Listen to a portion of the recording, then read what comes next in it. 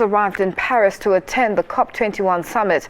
South Africa launched the negotiations that will conclude this year at COP17 in Durban in 2011. The presidency says South Africa will do all that it can to ensure the success of the Paris talks. President Zuma says a fair and ambitious legally binding agreement will mark the successful conclusion of the mandate agreed to by consensus in Durban. From Durban to here, there has been the work to ensure that we come out of this climate change conference with an agreement that is legally binding to all nations, given the fact that the threat of climate change is a serious one against humanity.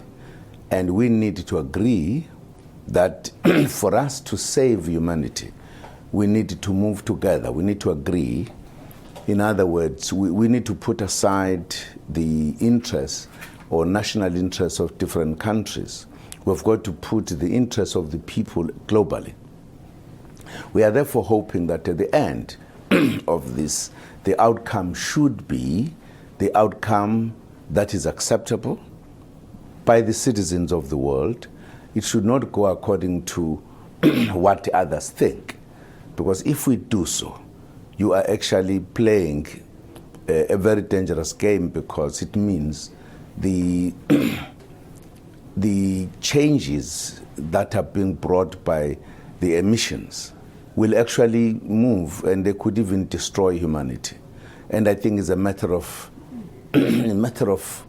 logic that therefore we should agree to have a kind of an agreement that will be binding to all of us.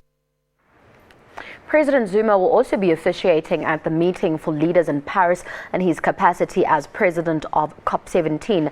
As the current chair of the Group of 77 in China and an active member of the Africa Group of Negotiators, South Africa also has the responsibility of advancing the collective and shared interest of developing countries in the negotiations for the Paris Agreement.